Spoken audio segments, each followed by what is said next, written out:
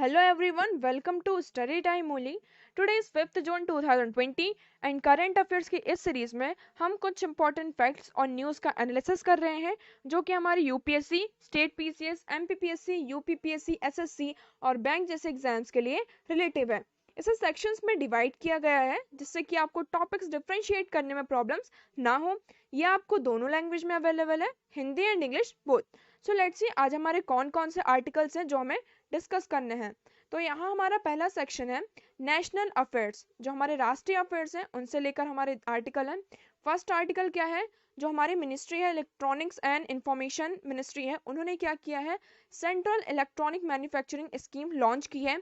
क्या है ये स्कीम, क्या क्या इसमें चीज़ें दी हैं, वो हम आगे आर्टिकल में डिस्कस करेंगे। सेकेंड आर्टिकल जो है हमारा वो क्या है, गवर्नमेंट ने क्या किया है 156 कॉम्बैट व्हीकल को, जो हमारी मिनिस्ट्री है डिफेंस मिनिस्ट्री, उन्होंने क्या किया है 156 कॉम्बैट व्हीकल को प्लेस करने का, उनको सप्लाई करने का इंटेंट दिया है। तो इसमें क्या हमारे मेन पॉइंट्स हैं वो हम आगे आर्टिकल में डिस्कस करेंगे। तो हम मूव करते हैं आर्टिकल की ओर।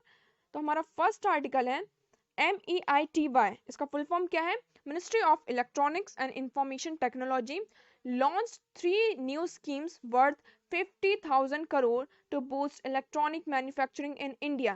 जो हमारी इलेक्ट्रॉनिक एंड इंफॉर्मेशन मिनिस्ट्री है, उन्होंने क्या किया है, इंडिया की जो इलेक्ट्रॉनिक मैन्युफैक्चरिंग है वो बूस्ट हो, मतलब कि वो ज़्यादा से ज़्यादा उसमें क्या हो, प्रमोट हो, इसके लिए उन्होंने क्या किया 3 स्कीम लॉन्च की है जिसका पूरा वर्थ कितना है 50,000 करोड़ रुपीज़। हम मेन पॉइंट्स की तरफ मूव करते हैं। तो ये किसके द्वारा किया गया है, जो मिनिस्टर है, minister of electronics and information technology Ravishankar Prasad, उन्होंने क्या किया, ट्रिलॉजी को मतलब ग्रुप ऑफ 3 स्कीम्स को लॉन्च किया है जिसका नाम क्या है, इलेक्ट्रॉनिक मैन्युफैक्चरिंग स्कीम 2.0। ये पूरी स्कीम का नाम है। इस स्कीम के अंदर 3 और स्कीम है, ठीक है, इसलिए इसे कहा गया है ट्रिलॉजी। और ये किस मिनिस्ट्री के द्वारा लॉन्च किया गया है, ministry of electronic and information technology के द्वारा इसे लॉन्च किया गया है। तो ये पॉइंट हमें याद रखना है। सेकेंड इंपॉर्टेंट पॉइंट क्या है, ये जो स्कीम है वो क्या करेगी, कितना कंट्रीब्यूट करेगी हमारी इकोनॉमी में। तो 1 ट्रिलियन जो है, 1 ट्रिलियन यूएस डॉलर या हमारी डिजिटल इकोनॉमी में क्या करेगी, कंट्रीब्यूट करेगी। और 5 ट्रिलियन डॉलर जो है वो कितना हमारी जीडीपी में कंट्रीब्यूट करेगी बाय 2025 तक, मतलब 2025 तक ये कितना हमारी जो जीडीपी में 5 ट्रिलियन यूएस डॉलर तक क्या करेंगी, कंट्रीब्यूट करेंगे। इस स्कीम के अंदर कौन कौन सी जो 3 स्कीम है उनके नाम हम देख लेते हैं। प्रोडक्शन लिंक्ड इंसेंटिव स्कीम, ये किसके लिए है, जो हमारी large scale electronic manufacturing companies हैं उनके लिए ये स्कीम है।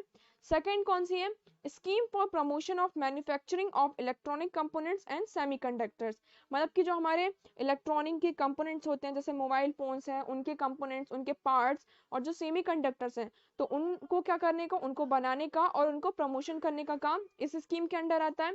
थर्ड जो हमारी स्कीम है वो क्या है, modified electronic manufacturing cluster 2.0 scheme, ये हमारी थर्ड स्कीम है। तो इस स्कीम के अंदर ये तीनों स्कीम है जो डिवाइडेड हैं, PLI, SPECS और EMC 2.0। हम नेक्स्ट मूव करते हैं।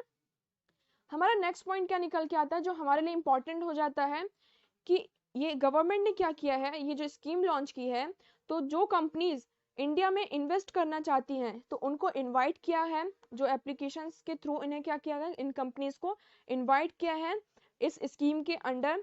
तो इसका प्लान क्या है, इनिशियली जो top 5 global mobile manufacturing companies हैं उन्हें क्या करेंगे, एंड जो हमारी 5 डोमेस्टिक कंपनीज हैं उनको क्या करेंगे, हम नेशनल स्केल पर प्रमोट करेंगे। और इन जो कंपनीज इंडिया में इन्वेस्ट करना चाहती हैं तो उन कंपनीज को इन तीनों स्कीम के अंडर हम क्या करेंगे, इनवाइट करेंगे। नेक्स्ट पॉइंट हमारे लिए क्या निकल के आता है कि ये जो स्कीम है इसमें क्या किया जाएगा, इसमें ये एक्सपेक्ट किया जा रहा है कि ये जो हमारा क्या करेगा, हमारा सब्सटेंशियल इन्वेस्टमेंट है उसको अट्रैक्ट करेगा। और जो हमारा प्रोडक्शन है मोबाइल फोन्स का और उनके पार्ट्स और उनके कंपोनेंट्स का, उसको इंक्रीज करना है, कितना, 10 लाख करोड़ तक बाय 2025, मतलब 2025 तक, साल 2025 आने तक हमें 10 लाख करोड़ रुपए तक जो इनका मोबाइल फोन्स और इनके पार्ट्स हैं इनका प्रोडक्शन इंक्रीज करना है और जनरेट करना है। किसके थ्रू हम ये कर पाएंगे, जो हमें ये प्रोडक्शन जो है हमें इंक्रीज करना है तो हम इसका प्रोडक्शन कैसे करेंगे, तो इसमें क्या होगा, 5 लाख डायरेक्ट और 15 लाख इनडायरेक्ट जॉब्स क्या की जाएंगी, जनरेट की जाएंगे। तो देखिए इसमें हमारे 2 पॉइंट्स निकल के आते हैं। क्या क्या? देख, एक तो जॉब का हो रहा है कि जो हमारी जॉब्स है, जो हमारे अनएम्प्लॉयड है, अनएम्प्लॉयमेंट है, वो क्या होगा, वो भी खत्म होगा। मतलब कि खत्म तो नहीं होगा बट एक स्टेप है वो कम होगा। और जो हमारी प्रोडक्शन है, हमारी जो इलेक्ट्रॉनिक मैन्युफैक्चरिंग का जो हमारा प्रोडक्शन है वो इंक्रीज होगा। तो ये बहुत अच्छा इनिशिएटिव लिया गया है गवर्नमेंट के द्वारा। तो हमें इसमें क्या करना, ये हमारे लिए आर्टिकल इसलिए इम्पोर्टेंट हो जाता है। हम नेक्स्ट मूव करते हैं। हमारा नेक्स्ट आर्टिकल है, तो हमारा जो नेक्स्ट आर्टिकल है, मिनिस्ट्री ऑफ डिफेंस ने क्या किया, ऑर्डर प्लेस किया है किसके लिए, OFB मतलब कि ऑर्डिनेंस फैक्ट्री बोर्ड को एक ऑर्डर प्लेस किया है कि to supply 156 upgraded tanks worth of 1094 crore for army. मतलब कि आर्मी के लिए 156 अपग्रेडेड टैंक्स को क्या करना है, सप्लाई करना है। तो हम मेन पॉइंट्स की तरफ मूव करते हैं कि इंडियन आर्मी के लिए जो हमारी मिनिस्ट्री ऑफ डिफेंस है, जो हमारे डिफेंस मिनिस्टर हैं राजनाथ सिंह, उन्होंने एक ऑर्डर दिया है किसको, ऑर्डिनेंस फैक्ट्री बोर्ड को एक ऑर्डर दिया है, जो एक तेलंगाना में की ये बोर्ड है, कि वो क्या करे, वो सप्लाई करे 156 BMP 22 के इन्फेंट्री कॉम्बैट व्हीकल्स को क्या करना है, सप्लाई करना है, जिनका वर्थ कितना है, जिनकी कॉस्ट कितना है, 1094 करोड़। ये किसके लिए है, ये इंडियन आर्मी के लिए दिया गया है। इसमें हमारा एक प्लान ये है, इस प्लान में ये शामिल किया गया है कि 2023 तक जो हमारी आर्मी है उसको हम क्या करेंगे, एडवांस बनाएंगे, और उनको जो एडवांस फीचर व्हीकल है उनको उनमें क्या करेंगे, जो भी हमारे ऐसे व्हीकल जो बहुत अच्छा काम करते हैं, एडवांस फीचर है उनमें, तो उनको क्या करेंगे, आर्मी में हम शामिल करेंगे। इससे बेनिफिट्स क्या है, with this purchase the existed deficiency in the mechanism infantry battalion will be reduced. इससे क्या होगा, जो अभी हमारी बटालियन में, हमारी आर्मी में डेफिशिएंसी है, जो हमारी कमियां हैं वो क्या होंगी, कम होंगी, और जो हमारी इकोनॉमी है उसकी जो कैपेबिलिटी है वो इंक्रीज होगी।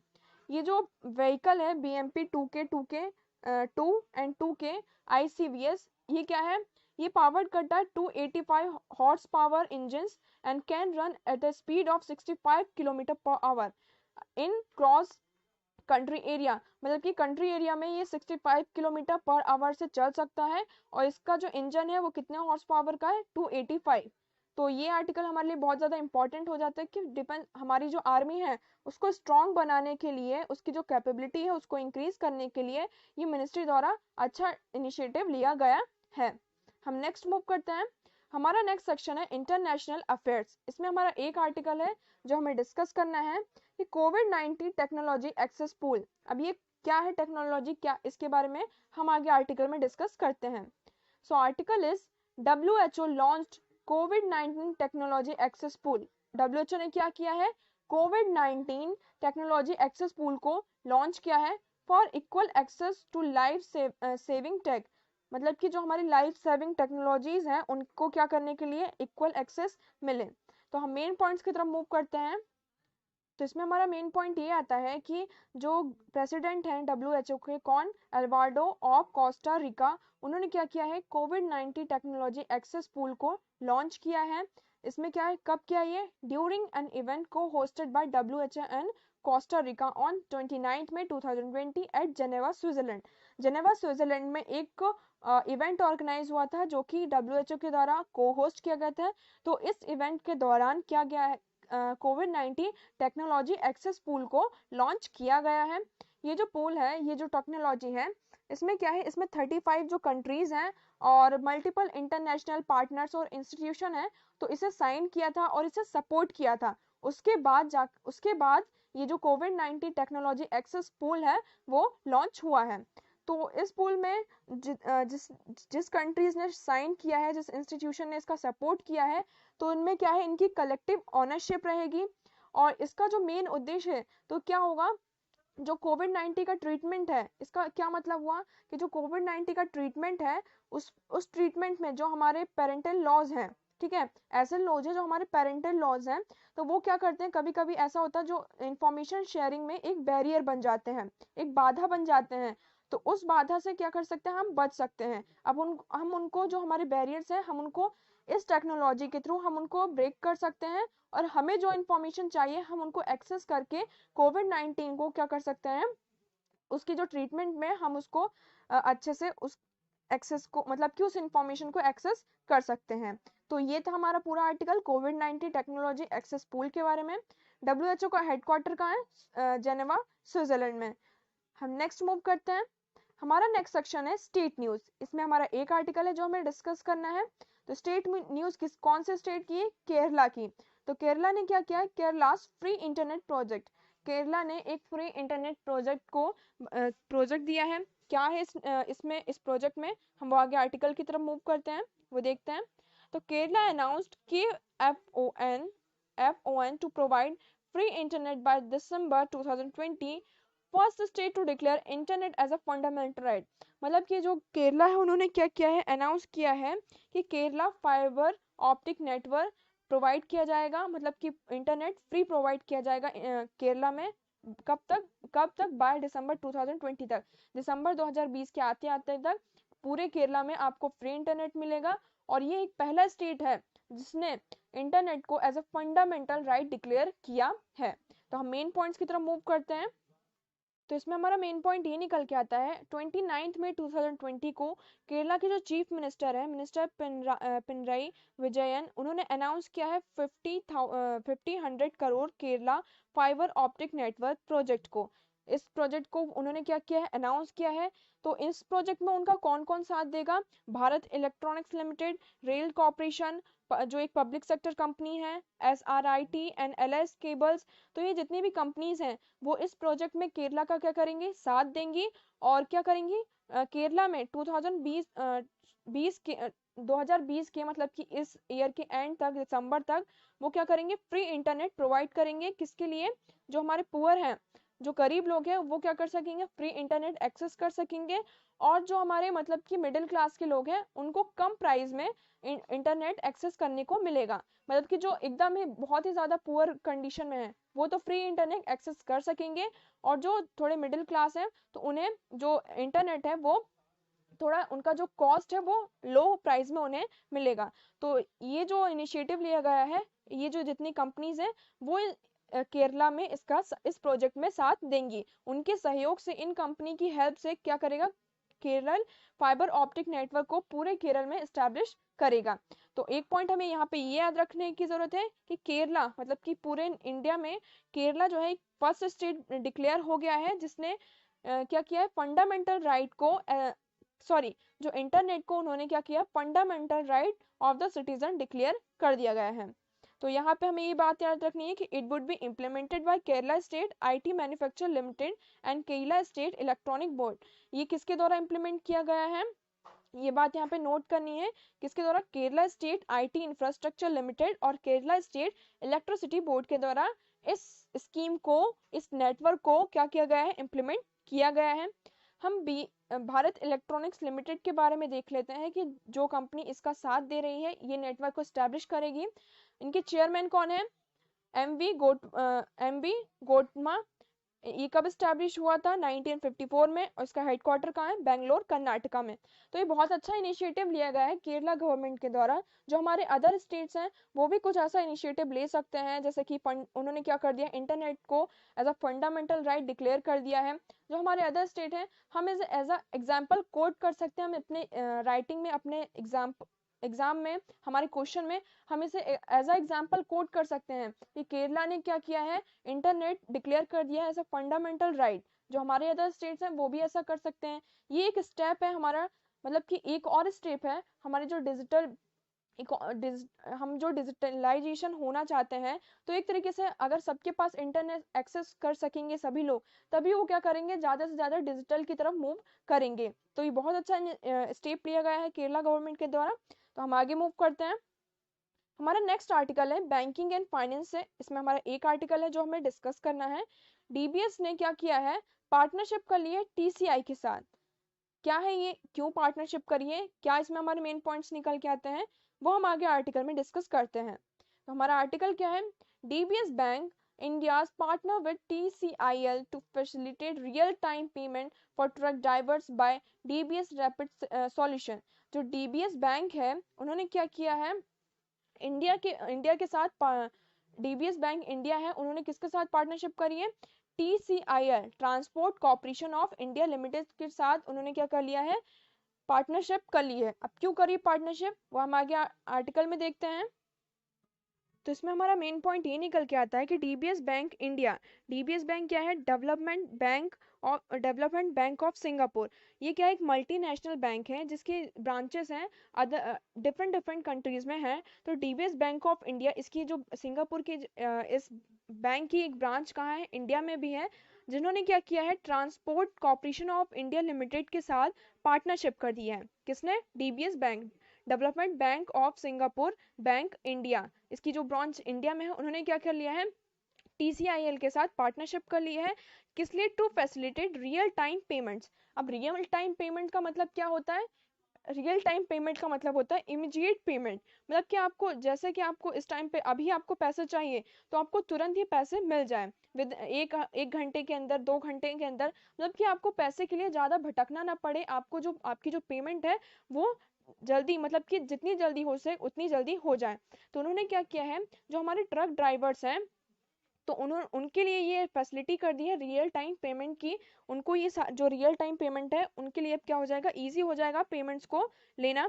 ठीक है, तो drive by DBS rapid, DBS rapid के द्वारा ये जो प्रोग्राम है, रियल टाइम एप्लीकेशन प्रोग्राम इन्फेक्सेस APIs and DBS solution to enable them receive payment intensely. जो हमारे अब ट्रक ड्राइवर्स हैं वो क्या कर सकते हैं? जो पेमेंट्स हैं उनको जल्दी से क्या कर सकते हैं? रिसीव कर सकते हैं। तो इसलिए उन्होंने क्या किया? डीबीएस बैंक ने टीसीआईएल के साथ पार्टनरशिप कर ली है। और ये बैंक ने क्या प्रपोज किया है? To set up a unified payment interference based real time payment solution.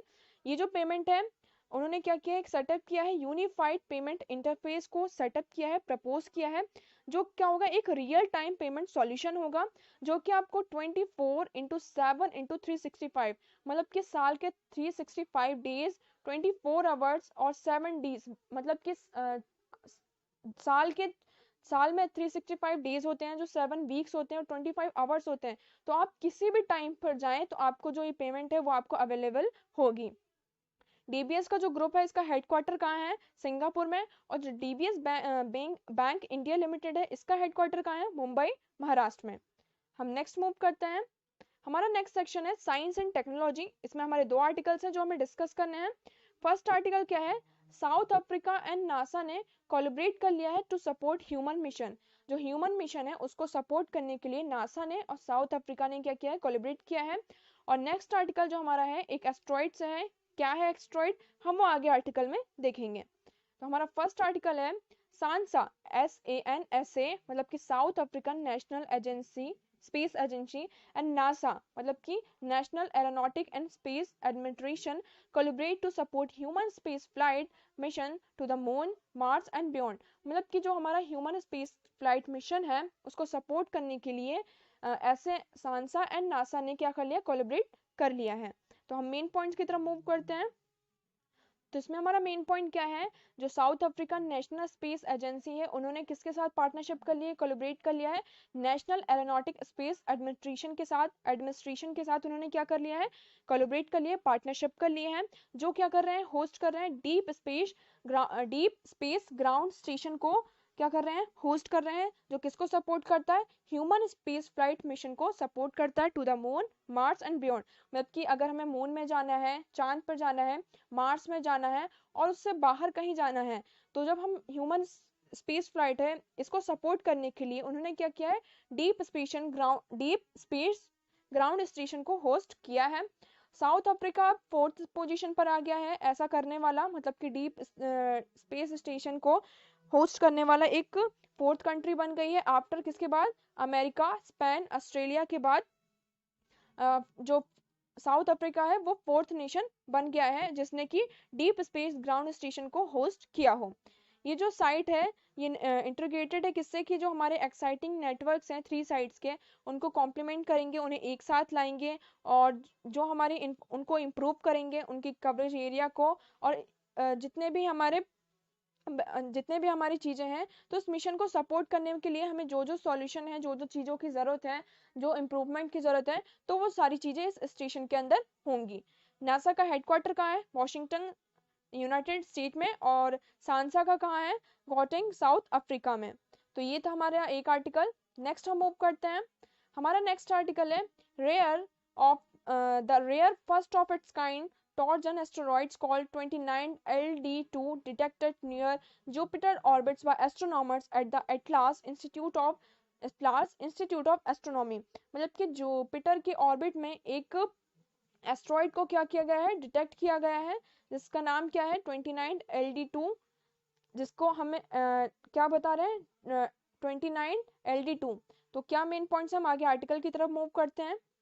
तो इसमें हमारा मेन पॉइंट ये निकल के आता है, the institute of astronomy at the university of हवाई asteroid terrestrial impact last alert system, जो हमारा एटलास है, उन्होंने ये रिवील किया है, एक डिस्कवरी की है कि उन्होंने ये बताया है कि उन्हें को क्या एक रेयर एस्ट्रॉइड जिसका नाम क्या है 29 LD2 with comet like tail among the Jupiter trojan, जो जुपिटर है हमारा, तो उसके जो ऑर्बिट है, तो उसकी जो ऑर्बिट में क्या है, हमें एक एस्ट्रॉइड मिला है जिसका नाम उन्होंने क्या रखा है 29 LD2, जो क्या कर रहा है सन के अराउंड, एस्ट्रॉइड मतलब जुपिटर के साथ साथ वो भी सन के अराउंड उसके क्या हो रहा है, चक्कर लगा रहा है, घूम रहा है। तो ये एक बहुत ही अच्छी डिस्कवरी की गई है साइंटिस्ट के द्वारा। तो इसका नाम क्या है, जो astronomers of institute of astronomy at university of Hawaii discovered a rare space object. तो जो हमारी ये इंस्टीट्यूट है एस्ट्रोनॉमर्स की, एस्ट्रोनॉमी एट यूनिवर्सिटी ऑफ हवाई, उन्होंने एक बहुत ही ज़्यादा रेयर स्पेस ऑब्जेक्ट को क्या किया, डिस्कवर किया है। ठीक है, इसका नाम क्या है 29 LD2।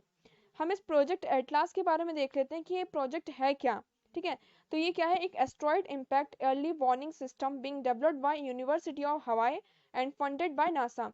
ये क्या है, एक क्या है, एक एस्ट्रॉइड इम्पैक्ट है जो कि वार्न करता रहता है, चेतावनी देने का काम करता रहता है। ये किसके द्वारा डेवलप किया गया है, यूनिवर्सिटी ऑफ हवाई के द्वारा, और इसको फंडिंग किसके द्वारा मिलती है, नासा के द्वारा। मतलब कि ये जो एटलास प्रोजेक्ट है, ये इसको नासा के द्वारा फंडिंग दी जाती है। इसमें क्या है, इसमें 2 टेलीस्कोप कंसिस्ट हैं जो कि 100 माइल्स अपार्ट हैं। ठीक है, और जो क्या करता है, जो स्काई में आसमान में जितने भी ऑब्जेक्ट्स होते हैं, मूविंग ऑब्जेक्ट्स होते हैं, वो उनको स्कैन करता रहता है, उनकी तरफ क्या करता रहता है, हमेशा नजर गड़ाए रखता है और उनके बारे में चीजों को स्कैन करता रहता है।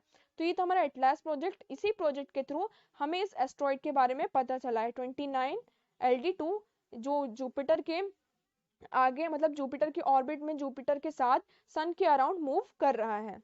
हम नेक्स्ट मूव करते हैं। हमारा नेक्स्ट सेक्शन है इन्वायरमेंट से। इसमें हमारा एक आर्टिकल है जो हमें डिस्कस करना है। तो इस आर्टिकल में क्या है, वियतनाम में जब एक टेम्पल को क्या करा जा रहा था, उसका उत्खनन किया जा रहा था, उसे खोदा जा रहा था, तो उस दौरान वहां पे एक शिव जी की एक शिवलिंग मिली है, मूर्ति मिली है, कहाँ, वियतनाम में। तो हम आगे आर्टिकल की तरफ मूव करते हैं। तो हमारा आर्टिकल है ASI टीम, मतलब कि astrological survey of India discover 1100 year old Shiva lingam in Vietnam during temple excavation. मतलब कि जब वो टेम्पल का, मंदिर का क्या कर रहे थे, एक्सकेवेशन कर रहे थे, उत्खनन कर रहे थे वियतनाम में, तो उनको क्या शिव जी की एक मूर्ति मिली है जो कि कितनी 1100 साल पुरानी है। तो हम मेन पॉइंट्स की तरफ मूव करते हैं।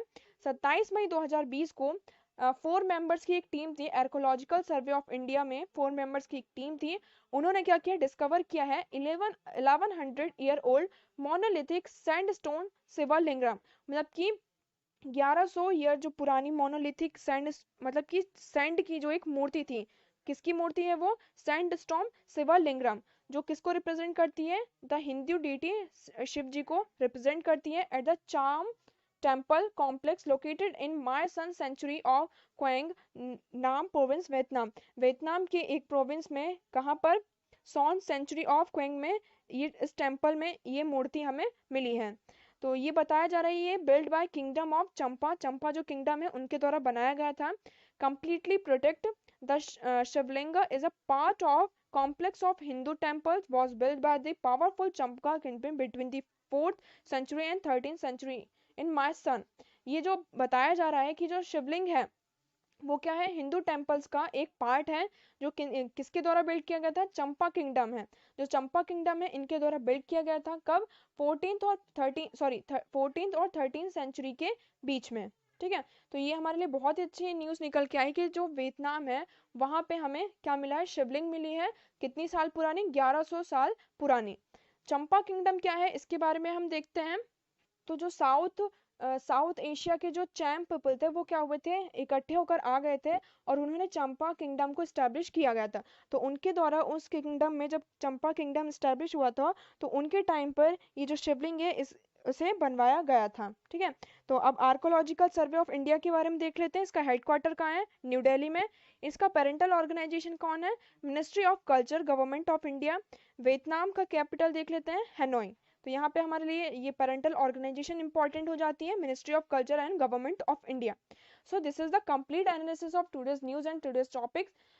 वीडियो को आई होप आपको ये पसंद आया होगा, और अगर आपको ये अच्छा लगा है तो वीडियो को शेयर कीजिएगा, लाइक कीजिएगा और कमेंट कीजिएगा कि अगर आपको कोई अदर क्वेरीज हो तो आप कमेंट सेक्शन में पूछ सकते हैं। टेलीग्राम चैनल की लिंक आपको डिस्क्रिप्शन बॉक्स में प्रोवाइड की जाएगी, जहां से आप टेलीग्राम चैनल ज्वाइन कर सकते हैं, जहां आपको इसका PPT and PDF form provide किया जाएगा। Thank you so much for the discussion.